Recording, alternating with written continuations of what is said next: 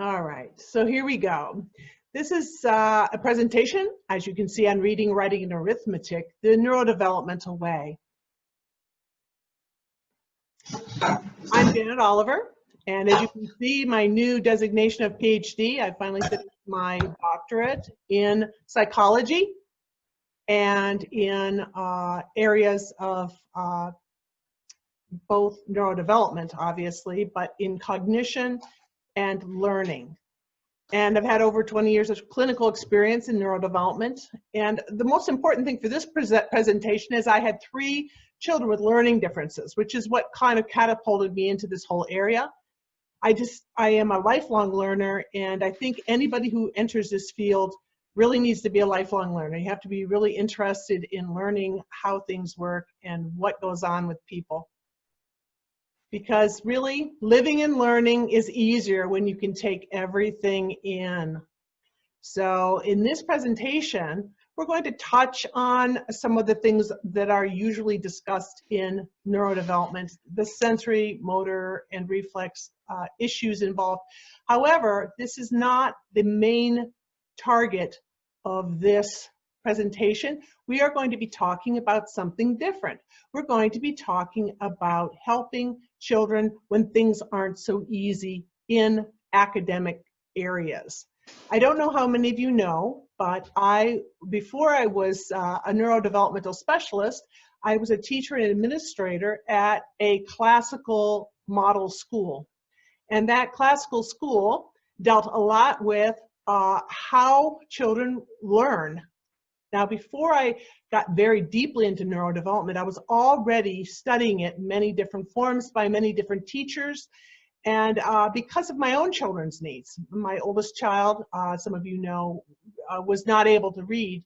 And by the time she was in 3rd grade, they were telling me in the public schools that she would never read, okay?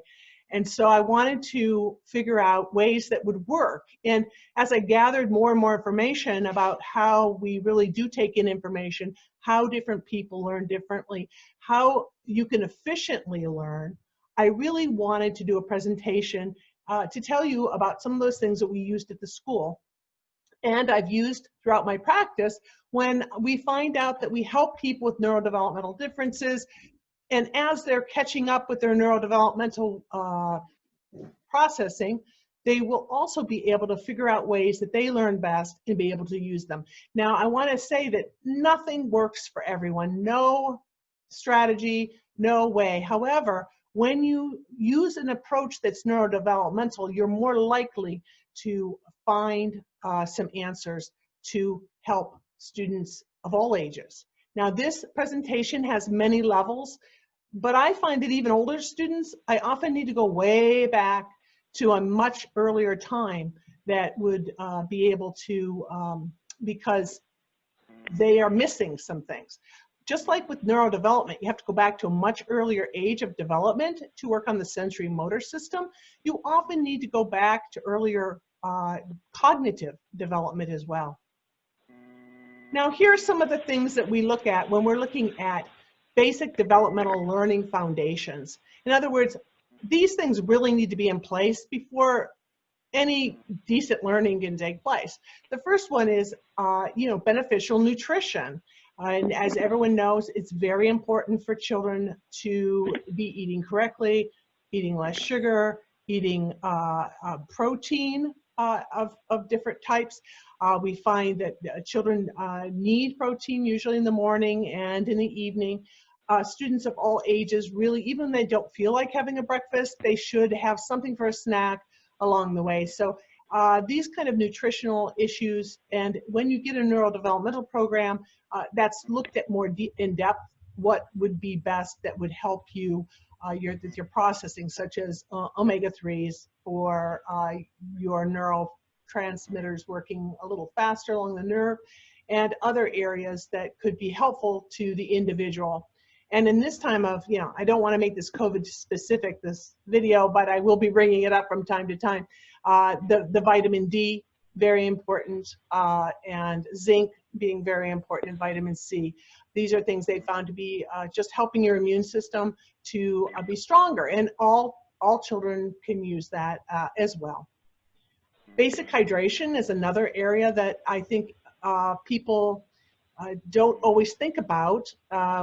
It seems to me that children, very young children, usually are, most of the time, they're pretty good at drinking the water that they need. And I've noticed that schools are a lot more open to having children have water bottles, or be able to get water bottles, or be able to get water a lot easier than they used to. When I first started my school, we let our children have water bottles, and we were like the first school to ever do this on the planet. I think it was quite a shock to everybody that we would let them do this. But we found that the, hydration was a very important part to their thinking. It also cleans out the lymph system and helps toxin release and all other kinds of things. So it's very important that children have it. We find that children and usually people in their middle ages are most often now they're aware of water a lot more than they used to be. However, I just want to say that seniors still do need to be encouraged to drink. It's something that very young children and seniors have in common, which is that they don't always think about, they don't always read the signal for being thirsty. So having some help with that is, to remember and to make sure they get enough hydration at a very young age, and also for the seniors. Optimal oxygenation, this is important, and again, I don't want to be too COVID specific, but I want people to be able to breathe, and I know masks are important. I know they're they can be helpful, but at the same time, I really do worry a little bit about long-term mask use for children. I wish shields were more commonly used. They're easier to get air in, and they keep all the breath and anything coming from the mouth and the nose, and anything even getting into the eyes. Shields tend to be a very good different way to deal with the mask issue. There's some debate on that, but I found we have a very good company in our area called AffordableShields.com. I don't have any money in them, but they're very easy to use. They fit on the nose like glasses, or they fit on your glasses, which is even better. So anyway, I think that getting enough oxygen, often for children who have problems with reflex issues like the Monroe reflex, that have low tone, getting enough air and getting enough oxygen. Oxygen is very important to the brain and to the body overall. And without that, children can lag behind in development in many ways. Neuromature sensory channels are, again, these are very foundational. And when we're doing a neurodevelopmental program, we're usually working with people who don't have mature sensory channels. But that is something that if your 5 senses, your sense of touch, your sense of sight and hearing and taste and smell, and your 2 body senses, like your sense of gravity and your sense of body and space, if these things are not working efficiently, are not giving information clearly, it's going to take away a lot of attention, a lot of focus, and a lot of mature behaviors that we might see in children that we need for academic learning. So as we go on with this presentation, there's going to be an assumption that these things could interrupt even the things I'm giving you. But with most children, even children that are have some issues, the presentation I'm giving you will still be effective. Rhythmic sustained movement. Everything we do in our development, really from a very young age, all the way through childhood, being able to do rhythmic sustained movement is important to learning in every way. We can't learn anything if we can't sustain our attention. Sustaining attention is what makes a mature system. And that sustaining of being able to focus our eyes, being able to move our hand in a rhythmic way when we're writing, to be able to even clap out a pattern, these things are the foundations upon which our basic academics of reading, writing, and math are based. And if a person is having problems with crossing the midline, with doing sustained movements, this is going to cause problems with, almost always with learning. It's very hard to be a very fully mature person when you're having problems in this area. You have to have reactive tone, and what I mean by reactive tone is I mean tone that responds when the person needs the tone to respond. In other words, if you have low muscle tone, you're going to be hard to do anything. It's hard to sit up, it's hard to write, it's hard to keep your eyes on the paper. It's difficult to be able to think very well, because all of your lower energy, your lower brain is trying to deal with tone. So keeping your tone active, keeping it involved. So what do you have? You have two choices. You either slump and give up, or you end up upping your energy, making yourself hyperactive, rocking on chairs, doing strange movements, etc., having to get up and move, because that keeps the tone up. And that is another area we see having a problem. Go to that one. Typical developmental reflexes are also very important to our learning foundations, and many of our reflexes have to do with our vision, how we take in sound, how we focus our eyes and our ears together. Has a lot to do with even our memory, to be honest, even how we store our memory and where our sensory information goes into our brain. Also, we talked about breathing already with that as well as tone. So all those things are important, and they work around with typical reflexes, primitive reflexes and developmental reflexes.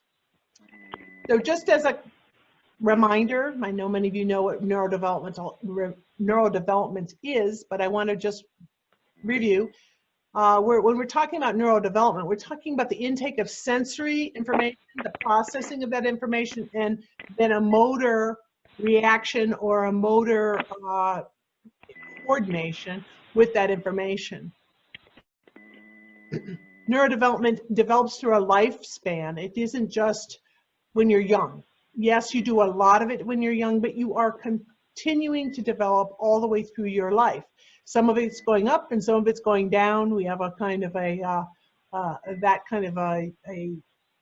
bell-shaped curve of our life, but at the same time, we want to keep our development going as long as we can, obviously, throughout life. And we can learn all the way through life. The positive and negative changes in development, neurodevelopment, come through all kinds of things. Genetics, and believe it or not, genes can turn on and off throughout life. They do affect neurodevelopment throughout life. Your movement, your positioning in utero, after-birth environment, and stresses and traumas are all going to affect your neurodevelopment and how it works. Now, obviously, we have a very resilient system. Most people do. But one thing can link to another, to another, to another. So if many traumas, stresses, environmental challenges, all coming at a person can piggyback, making a system much more sensitive to change and to demands and expectations in an academic setting. So we're going to look at some things that muscle tone and the gravity sense, which is how we develop our muscle tone, work to improve things like ability to sit still, eye muscle tone and control of eye muscles, and hand muscle tone and how we use our hands. As you can see in reading and writing and math, we have to use our eyes. There's no way out of that, and we demand a lot of close work for children at a very young age these days, and some eyes are not developmentally ready, either out of just being typical maturing, developmental maturing, which isn't really ready for children usually to do a lot of mirror work until you're about 7. We just keep, in the United States, we keep making it younger and younger. I now have many children who are expected to read and do a lot of reading and a lot of writing, like writing whole stories, like in kindergarten, which when I went to kindergarten, we had our nap and we had graham crackers. I mean, really that's about all we did. So it's really changed a lot. The idea is if you get an early jump on it, you're going to do better. But we find that that really is not true. If we worked on a lot more neurodevelopmental readiness in the earlier years, we would be much better off. And the ability to sit still has a lot to do with tone and tactility sensitivity. And so these things are going to interfere with sitting still and with doing reading, writing, and arithmetic, right? And again, your hand tone, I deal with a lot with hands and reflex and in work in many, many ways, because it's not just the tone of being able to hold a pencil or do something like that. It's actually understanding the fingers, the differentiation of the fingers. I find that a lot of students, even older students, don't know the names of their fingers. It's like they don't know one from the other. And a lot of our ideas of mathematics and of number come out of our a sense of our hands. And that is an important part for arithmetic, is to understand that. And our idea of space is in that. So we'll look at that next. Our body and space sense is involved with ordering and option making and decision making. That is a very interesting conversation. This is something that a lot of people haven't really considered. Body and space has to do with how you feel, how you conceive the space within you and the space and the things around you, okay? And so it's an interaction between your inner space, your surface space, and the objects around you. And if you don't have a good understanding of that, and you don't have a differentiation of your fingers, you don't have sightedness well developed, ordering and putting things in sequence are going to be incredibly difficult. And when we find this all the time, that children who have trouble with this, people with who might have dyslexia, is one time we see a lot of problems with sequencing and ordering of things in a certain sequence. That is a common thing we see in dyslexia. Now, dyslexia means I can't read, and there's a lot of definitions of dyslexia. I just see it as I'm having trouble reading more than would be expected from just my general intelligence.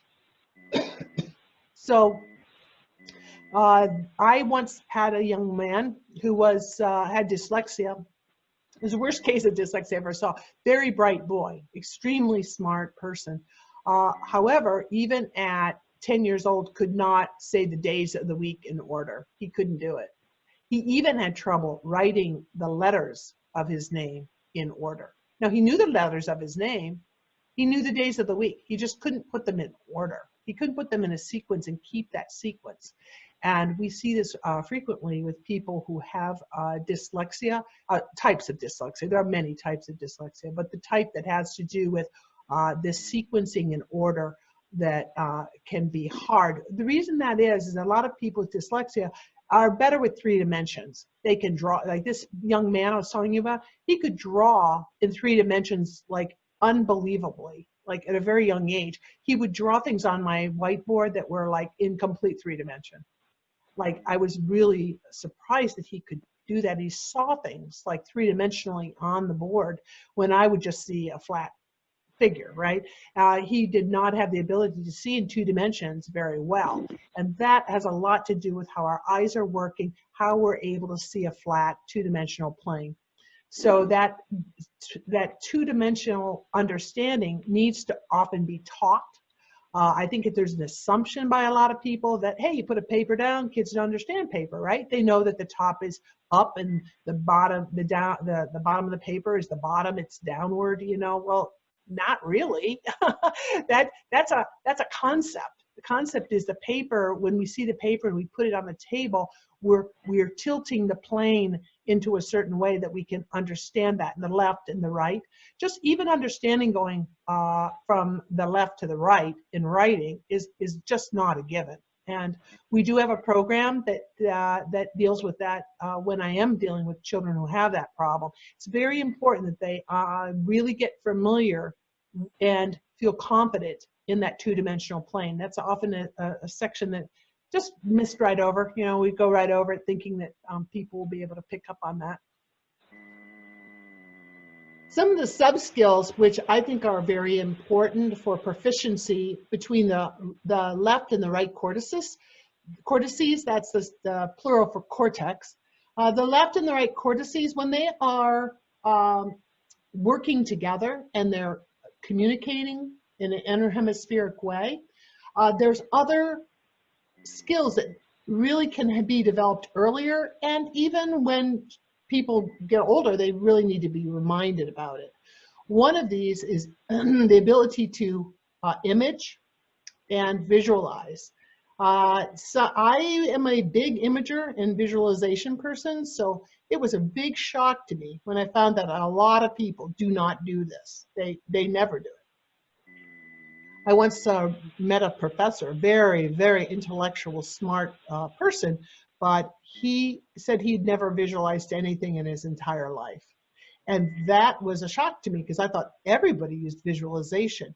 Now, I don't think, there's also people though who have trouble reading and in reading comprehension that aren't able to do imaging and visualization, and they are not, it's not so easy for them to remember what they've read. So there's some different kinds of learners that don't use visualization. That doesn't mean they can't develop it. I do think that it doesn't hurt a person ever to develop it, but there are some people who can't really function very well without it as well. An example, in the school that I used to work at, we would test students on comprehension, on reading comprehension. So they'd read a small piece and then they'd answer questions and we would see where they were at in their reading comprehension. But when I saw a person who would come in and they seemed to be reading and then their reading comprehension was really low, I would often say, could you, this time I want you to do another one, and this time I want you to make it a movie in your mind. I want you to actually see what you're reading like a movie. And when you read the questions, I want you to try to see what they're saying in your mind. That's about all I'd say. It's that simple. And I can't tell you, many, many times, a student would take the second test and they would like go from below average to above average in their reading, like within minutes. One boy turned to me and said, "Why didn't anyone ever tell me I was supposed to do that?" Thought that was kind of funny. Anyway, so being able to imagine things and image things can be very helpful, even in math. I think visualization in math is underused, underutilized. We're going to talk a little bit about that in a few minutes. The other part of using the two hemispheres together is part to whole and whole to part thinking. Most systems of learning are part to whole. They give you a part, they give you another part, they give you another part, and then magically, voila, it's supposed to be a whole. Well, I happen to be one of those people who doesn't work that way. I am a backwards person. I want to see what the whole is going to be like, and then I want to see the pieces come away from that whole, and that helps me to learn it better. So in other words, if I would sometimes, when I was a little older in school, I would read the summary of the chapter before, they usually have a summary at the end of the chapter of the textbook. I would actually read that first, because then I'd have a kind of a general idea what was going on, and then I would go back and get the details. And for me, that was the best way to learn. Some people do just fine with the part, small parts making a whole. But for me, knowing what I was looking for, knowing what the end result was very helpful. And also the concrete to abstract and abstract to concrete. Some people, we have systems often, concrete learners who have to do things. They have to learn things through doing, and there's nothing wrong with that. However, for higher level thinking skills, people really do need to be able to abstract knowledge. You can't just always be in a concrete world, although you may prefer to be there. We want to help children to learn how to abstract knowledge, and we're going to talk about that in a moment. And some people are very abstract, like my friend who was that professor. He was so abstract, he had a hard time putting things into concrete. I noticed it all the time with him. He was the one who didn't visualize. He really had, I think visualization would have helped him bring those abstract thoughts down into a physical form, but he really had problems with that. So you can have the opposite. You can be a very abstract thinker and not be able to be concrete as well. So now we're going to talk a little bit about some of the better, I think, better techniques of instructing. And especially when you're instructing, this can be a skill, this can be some other part of learning. We're going to show you some examples of this as we go. But all your senses need to be working pretty well. Now, not 100%, because this method can actually help your sensory development. In other words, if you're having trouble with audition, this method might help you. I've seen it help people do that. If you have trouble with other areas, motor memory, this might be able to help you improve it. But it is you can't have whole systems offline to do this very well. Basically, it's the I say it, I being the teacher or the instructor. You hear what I say and you repeat it. You say it. And then you do it. Okay? This is for patterning habits and skills. So, in other words, if I'm going to give you an instruction, then the whole class would repeat the instruction and then they would do it. Now, we didn't do this very long. This was a training session. Listening, it turns out, is really a sub-skill of saying. In other words, when someone's listening well, they're actually repeating in their mind or paraphrasing in the mind what is being said. Okay, that is what people do when they're listening. You know this because when someone's listening and they didn't quite catch something, they'll actually repeat it out loud. They'll say, oh, and they'll repeat what was just said, the words that were just said. So they're trying to process what was said. So that saying and hearing and listening are really interrelated skills, and often listening is not developed in our society today. I think it's pretty obvious that's a problem. In our school, we didn't do this forever. We only started the classes to get people trained in listening. And mid-year, we were usually done with these trainings. And sometimes we'd have people who would transfer in from public school into our classrooms. And I remember one time a student came in and I gave an instruction, and the new student said, what'd you say? What? And one of the students next to him turned to him and said, oh, you'll get over that quickly. In other words, you are going to learn to listen here, and not out of punishment, but out of actually learning how to listen. And so we would do things like, okay, and this is very old-fashioned, as you know. This would be done in a one-room schoolhouse, the same type of instruction, really. They'd say, I would say something like, attention position, and all the children would say, attention position. Now, they'd been taught the attention position, sitting with both feet on the floor, hands on the desk, back to the, back on the back of the chair. And so they're in attention position. They're ready to attend.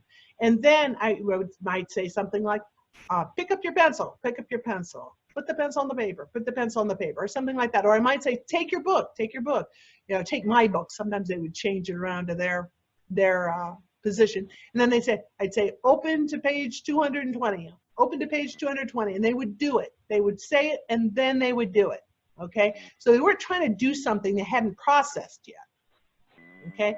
And over time, this was a great tool to teach not only the skill, but to teach listening, which I think is something that does need to be developed. So it's basically I hear, I do, and I see. So you're using all of your senses. You're listening, you're hearing and doing, and then you're seeing what you did. So this is the opposite of the way modeling, and modeling is the most common way of teaching. I think it probably still is in the schools, where the teacher shows something and the students see it, and then the students try to do it. Okay, there is some verbal instruction usually involved, but it's not very orderly, and it's not done in a way, it all depends on the eye and being able to spatially put something on a paper often, or on, these days, computers, I guess. So this really does train hearing and processing and then acting. So it's also working on impulsivity. In other words, if you have to hear and process, and that's being trained to be the first thing you do, you're not jumping into acting. You are actually processing what is being asked of you. this calms the students down. I mean, we found it amazing for behavioral improvement. Nope. I think we did that one. Oh, I see. I did this. Sorry, guys. I highlighted it. Okay. So now we're going to look at the use of concrete materials. I get asked this a lot. And I came from a Montessori background, so I have a lot of experience with concretes. And in a way, I love concrete materials. The only thing is most people either don't use them or they use them and they jump immediately to abstracts. Abstract thinking, and that is there's a lot of steps between that. So if you use concrete materials, you really do want to bridge to the next couple steps. Otherwise, you're really going to have more problems, and concretes don't quote unquote work if you don't do these steps often. Sometimes kids automatically do them, but kids can jump all kinds of barriers, but I don't see why we should make barriers. We can often just do these and it's much quicker. So say you give let's give an example. I don't know how many of you know Cuisinart rods or something like that. You have a 10 and you have two threes or something, and you put it up there, and they're looking at these concrete materials and they're understanding that this is an amount, right? This is a number. And then what I like to do is we say, okay, this is 16. And maybe they see a 6 goes with that, and they put a 6 rod down. There's all kinds of games you can play with that. But say we have a 6 rod and a 10 rod now, and they're looking at that. And the next thing I try to do is get them to try to see those rods without the rods. Believe it or not, I go, okay, what would a 16 look like in your mind? Can you see the rods? Can you see them in your mind? Can you see a 10 and a 6 rod? And they usually can do that pretty easily. And then we go to the next step, which is, oh, well, the symbol, the way we write the number, and I tell you, I know people are aware of this, but children often get very confused about number, because we use the word number for a numeral and we use the word number for an amount. And not every child makes that connection. They really don't. It takes them maybe a couple years just to make the connection between the numeral and the amount. Even though you do a lot of activities for that, they don't really do it because they don't have it in their mind solidly as a concept. So this can help with that. So we have our 16 rod in their mind, and then they know the symbols already. We've shot that in another lesson. We're now going to have them, maybe we have the rods there and we have the 10, we have a 1 over the top of that one, and then we have a 6 over the top. So they can see the 16 number and they can see the number above it, the numeral. And so now they're visualizing this. This is all in their mind now. We're not working on table anymore. See, kids get very dependent on concretes. That's one of the big complaints about them. But they are very good at giving concept. You just have to then make it in the mind. You have to abstract it, right? And that's where this, and again, you don't have to do this every single thing you teach. The brain starts doing this automatically once it knows that's what's being demanded. If the pattern's the same, the brain will do the work, and so you don't need to worry about having to do it all the time. Almost always, the brain will automatically start doing a lot of these things I'm showing you. So in the end, you have with this abstract thought. So we're talking about a numeral, we're talking about number, we can see them in our mind, okay? So memory is also important. We've kind of touched a little on this when we talked about multisensory instruction, but there are many kinds of memory. I'm sure not even exhausting that here, but we talked about multisensory being visual, auditory, and body space, right? And motor memory, right? Those things are in the wheelhouse of the multisensory instruction, and we have areas in our minds that remember. That's why visualization, it's nice to develop it, even if it's not easy. I want to tell you, even within visual memory, there are more than one kinds of visual memory. There's symbol memory, there's episodic memory, we're going to talk about in a minute. So there are different, even within visual memory, there are different types of that, and some of them work better for some people than others. It's continuous in that. that there are many different. I mean, I'm always perplexed by the variation, the diversity of people's thinking and learning styles, and I'm always amazed at it because it's really it seems never ending almost. So anyway, back to these memory types. Some people, we talked a little bit about purpose. Some people cannot do a good job of remembering if they don't know the reason that they're learning something. I've told this story before. I hope I'm not boring you, but I was a proctor for a test at a private school, and they're doing a standardized test, and a student raised their hand during the standardized test. Now, you're not allowed to talk to somebody during a standardized test, and I'm kind of putting my hand up to my lips, and I'm kind of going, making shh, go back to work type of mime, and the student, though, looking at me, shaking their head, and so finally I went over, I said, "What?" And the student said, "If I just knew what they wanted this information for, I could really do a lot better on this." And I thought it was really funny because standardized tests are notorious for little bits of pieces of memory, right? This little thing and that little thing, and they're not related at all. And if you have a kind of memory that wants to know what this information is for, it really can be frustrating because you start thinking these things are related and they're not related at all. And so that goes into associative memory, which is when we associate different pieces of information with other different pieces of information. And this type of memory is one of our earliest type of memories, and it's one of our strongest types of memory. And a lot of people use this for many good purposes in learning, and it can, if trained, it can be a very powerful tool. Here's a good example of this. We're going to look at some scaffolding. I like to think of almost everything we're learning. You need a scaffold. You need something to hold it. You need an organization to hold something in the brain, in the memory. You might have seen this before, but you might not have seen it quite in this way. And I've used it long enough that I know this is extremely powerful. So we're going to do a visualization. We're going to remember these 5 presidents in order. And why are we doing that? Not because we care about the president so much. It's because we're making a timeline. We're making a timeline of U.S. history up to 1825, okay?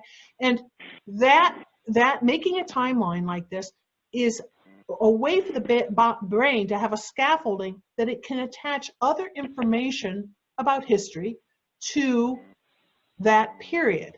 Now, a lot of people rush to dates, and dates are fine, but dates are one of the last things I put on the timeline, to be honest. We're trying to get a holistic idea of a time period, and this is the chain that we're going to put it on.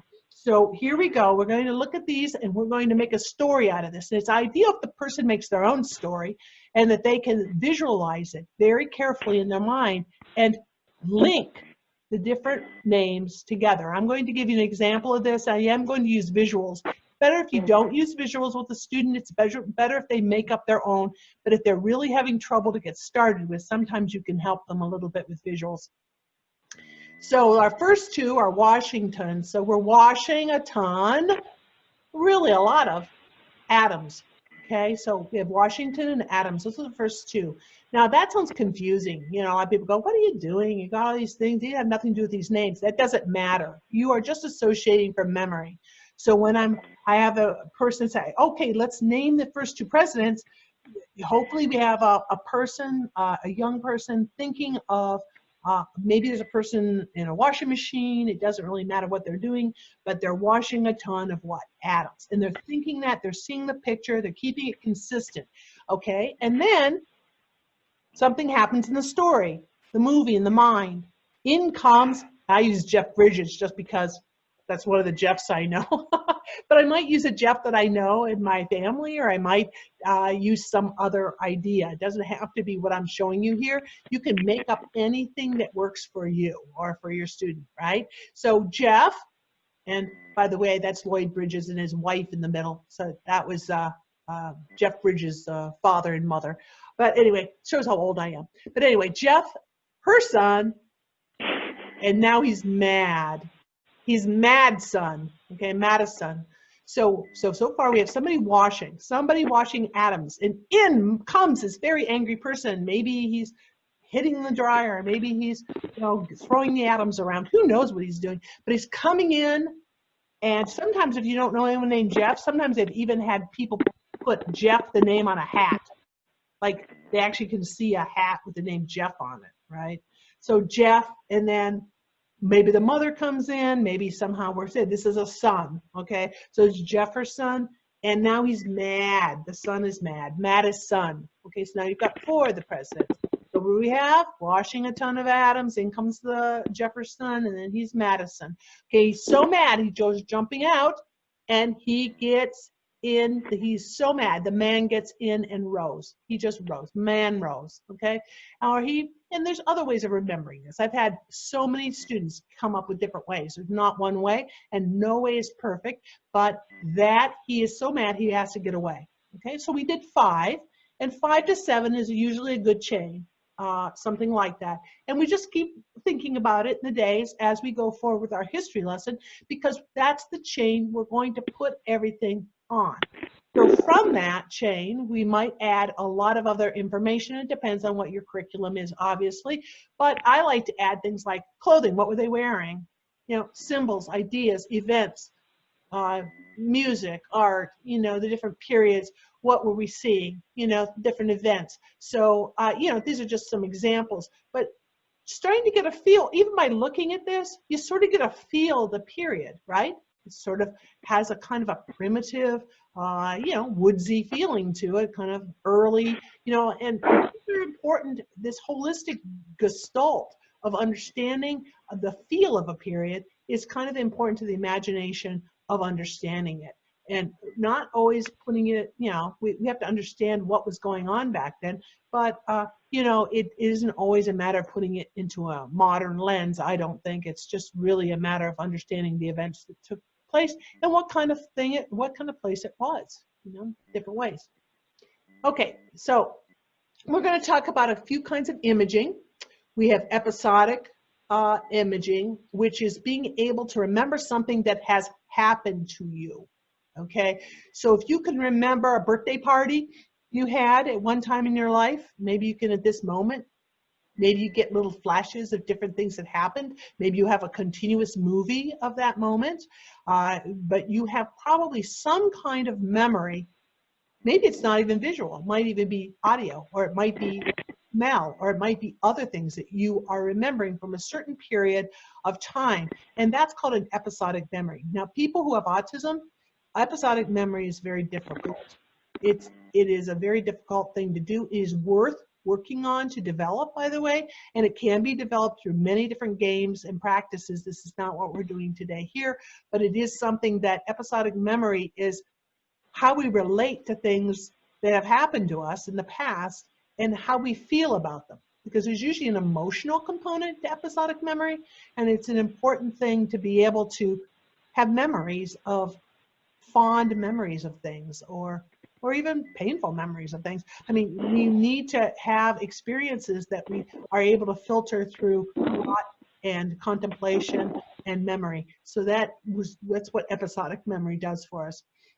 Spatial imaging, this is what people with dyslexia are usually very good at in three-dimensional spatial work. So being able to visualize things in space is important. This goes along with symbol imagery. As I said, remembering what you have in your bedroom or remembering your birthday party is not the same as being able to see letters or remember spelling. Those are different, okay? You can be really good at one and not good at the other one. They're not always related. You think they work because they're both visual, but they're not the same. They're from different parts of the brain, and they don't always correspond. So symbol imagery is remembering letters, etc. Poetic imaging is really more imaginative imaging. It has usually rich textures and and all kinds of sensory information. It's very imaginative. It has, you can make new things in your mind that aren't real. You don't have to have it. So one of the big complaints people have about computers and other things, they're afraid that this is robbing children of developing imagination.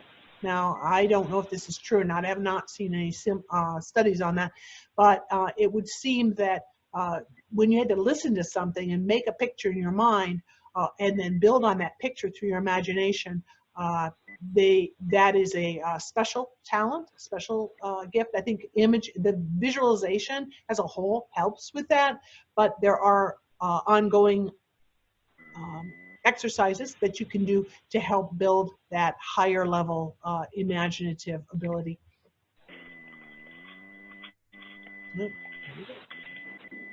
So we're going to look at some common problems in learning. And again, this is not at all exhaustive, but these are the most common things I see, okay? And usually there's sub-skills missing. Like, where are the sub-skills? And I have those listed in the new booklet I've just published. I'm going to talk to at the end about. There usually something is missing, okay? And once that's put in, often a lot of the learning will suddenly make a lot of sense, and they won't have to go back and relearn it all. It's just a hole in their learning. Abstracting too soon or concepts are just missing. They just don't quite understand the concepts and they don't relate it to the abstraction. This is a very common thing, usually because they're not imaging it, they're not using it physically in any kind of useful way, they're not making it real for themselves. That is often a problem. Vocabulary is not understood. This is huge, okay? So often students don't know the vocabulary in math that they're looking at, or even in story writing, or whatever it is. And it's good to build vocabulary, and they do go over it and go, this is vocabulary. They throw a vocabulary list at someone. But I'm going to say that that's usually not enough. For a lot of students, they need to actually visualize that vocabulary and see it in context and really work with it a little bit and be able to get comfortable with it. But once they have it, they can use that and then they know what's being asked, to be honest. Also, sorting and grouping.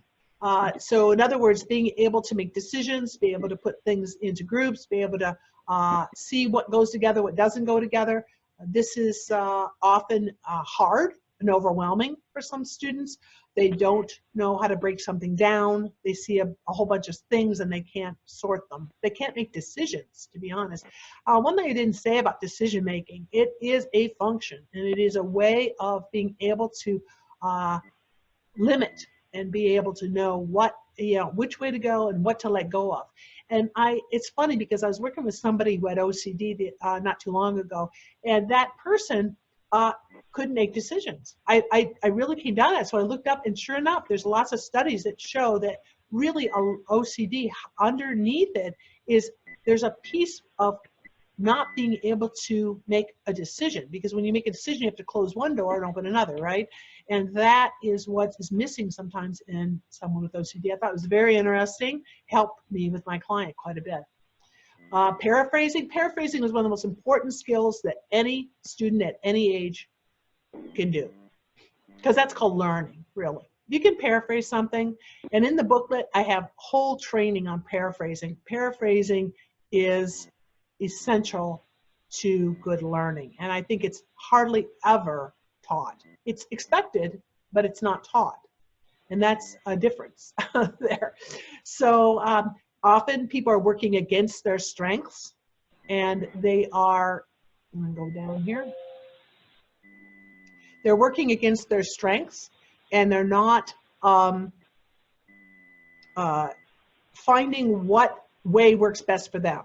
Okay, so like the boy who was trying to read and he didn't know he was supposed to visualize, or the person who was supposed to spell and couldn't see the letters, or whatever it is. There's many times that people are trying to use systems that are being given to them, but they don't know their own system and how it works. And they also need to learn problem-solving patterns. Like, they don't know which problem-solving pattern they should use in a certain situation. They get overwhelmed. Again, it's usually they see a big thing and they don't have the, what they used to call attack skills. I don't really like that phrase very much, but it used to be called that. How do you break something down into pieces? Again, that is the interhemispheric, being able to put part to whole and whole to part. So, as I've been talking about this booklet that I just published today. So it's not even available yet, but it will be next week for $3.99. It's a booklet on many of the areas that deal with handwriting, reading, writing, math, and study skills. And there's a little section on spelling too. It's not extensive. These are not everything you can do, but these are things I've found in the past that are very, very helpful and are often very big keys to students, things students are lacking, or things that students weren't taught in a way that helped them, or the way that they could understand. I'm going to be sending this link out to you for this book when it comes out, so you will get a link for it's at Amazon. So if you're ready for that, you can if you'd like to order it. You don't have to, of course, you're not expected, but that is fresh off. And what we're going to try to do is, on a lot of these things, like the sleep session I gave, when we give that again, there'll be a booklet for that as well. So we're going to try to get these booklets out as we do our meetings. Now we're going to do an example of from our booklet. Here we go. We're going to do spelling words and some of the old methods. I bet a lot of you have been told. I always ask children, how do you study for spelling if they have a problem with spelling? And there's, I write the words 5 or 10 times each. That can sometimes work. It really can, but it's not very efficient, I don't think. I have decided that in all my experience, it's not the best way. It's a way, but it's not the best way. It's a way for the teacher to see that the work was done, yes, but we will see if this makes sense. Most people learn to spell by visual processing with help from phonemic hints. In other words, if you can't see the word in your mind, you try to sound it out a little bit to nudge your brain to kind of be able to remember what's there. And so we work in the booklet on phonemic awareness, but we also work on the visual processing. Remember, I told you symbol imagery is different from other kinds of memory. Okay, and some people have a little trouble with symbol imagery. And people who don't see spelling words automatically, or sight words for reading, are often don't see those in their mind. They can't see the letters. And that imaging is